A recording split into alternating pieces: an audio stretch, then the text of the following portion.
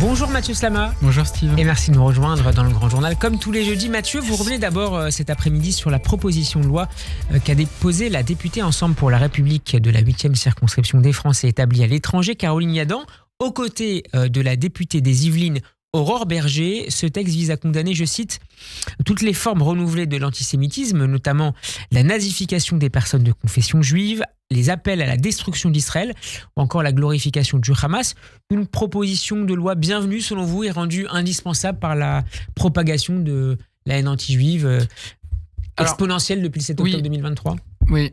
On a encore vu là récemment une Parisienne juive qui subit des tags antisémites dans le 11e arrondissement et qui expliquait qu'elle ne pouvait plus vivre, qu'elle vivait dans une telle peur que c'était devenu impossible. Donc il est évident qu'il y a aujourd'hui en France un antisémitisme qui se répand comme une traînée de poudre. Alors, moi je suis très partagé sur ce sujet parce que d'abord, je suis toujours sceptique.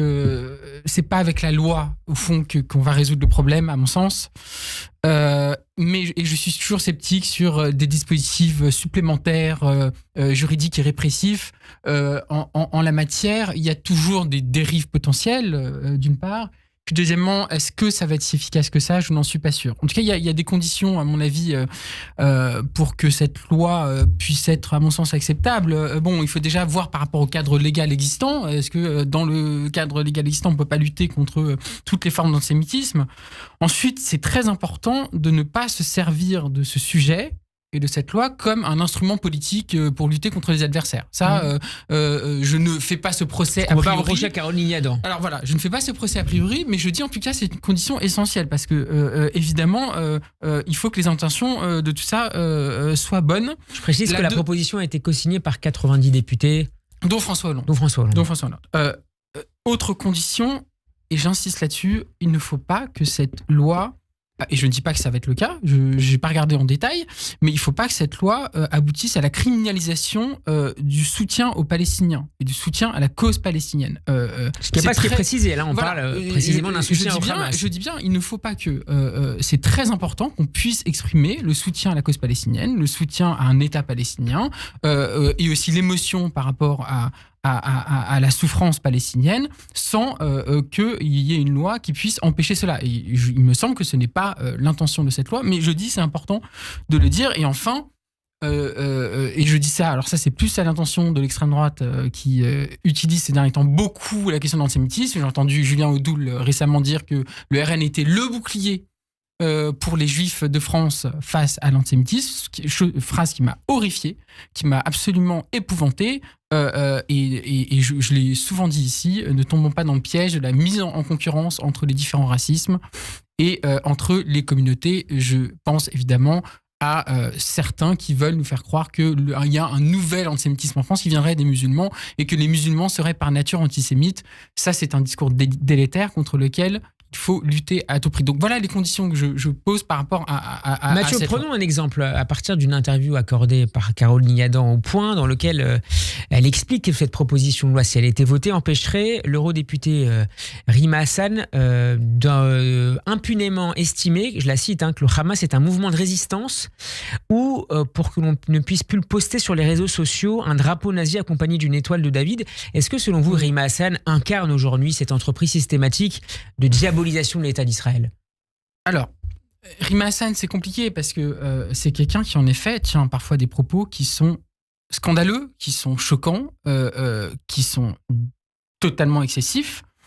Et sur la question du Hamas, elle s'est défendue après coup d'avoir dit que c'est un mouvement de résistance, mais elle est souvent d'une très grande ambiguïté, pour ne pas dire plus. Donc, moi, évidemment, j'ai un regard critique, quelles que soient ses qualités par ailleurs, sur Rima Hassan, c'est une évidence. Il me semble que la loi aujourd'hui, dire que le Hamas est un mouvement de résistance, ça tombe sous le coup de la loi parce que c'est une apologie du terrorisme. Donc il me semble que la loi actuellement gère ce type de situation.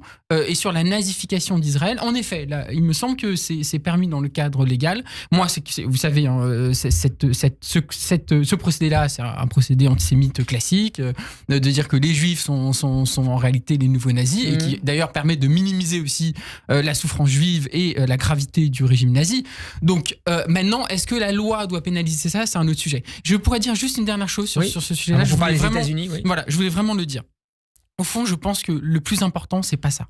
Le plus important, c'est qu'il faut que nous, collectivement, on se remette en question sur la question de l'antisémitisme, et notamment à gauche. Il faut que mon camp politique, à gauche, on comprenne qu'il y a de l'antisémitisme à gauche. Il faut arrêter le déni par rapport à ça. Il y a de l'antisémitisme à gauche qui est en regain depuis le 7 octobre. Il faut le regarder en face. Et moi, par exemple, je suis pour qu'à gauche, on arrête d'utiliser le mot sioniste. Le mot sioniste à gauche, utilisé négativement, pour moi, est tellement connoté, chargé de connotations. On sait qu'Alain Soral dit les sionistes pour dire les juifs, et les antisémites disent les sionistes pour dire les juifs. Et donc je dis, je suis, moi, pour qu'on arrête d'utiliser ce mot sioniste de façon péjorative quand on est de gauche, parce que pour moi, c'est une manière, finalement, de jouer sur des thèmes antisémites, de flatter des sentiments antisémites. Et quand je vois les réseaux sociaux, impunément antisémite. Pour certains, oui.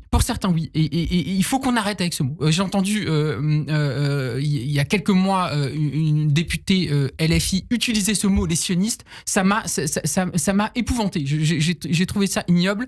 Il faut qu'on arrête avec ce mot. À gauche, on peut critiquer le gouvernement israélien de plein d'autres manières. Et ça ne vise pas que les Israéliens, ça vise aussi également des personnes juives en France. Et ça, au fond, soutiendrait Israël. En plus, au fond, ça donne le sentiment que Israël n'est pas un pays comme les autres. Ça donne le sentiment que on peut critiquer n'importe quel nationalisme, mais enfin, ce mot-là, et je le trouve aujourd'hui épouvantable. Je ne vois pas l'intérêt même d'un point de vue politique de l'employer. Il est trop chargé en affect, en imaginaire antisémite. Donc débarrassons-nous à gauche, je le dis très fermement, de ce mot de sioniste. Voilà. Merci beaucoup Mathieu Slama d'avoir été avec nous cet après-midi. On peut vous retrouver sur YouTube et sur nos réseaux sociaux. Bon après-midi, à la semaine prochaine. Bon après-midi.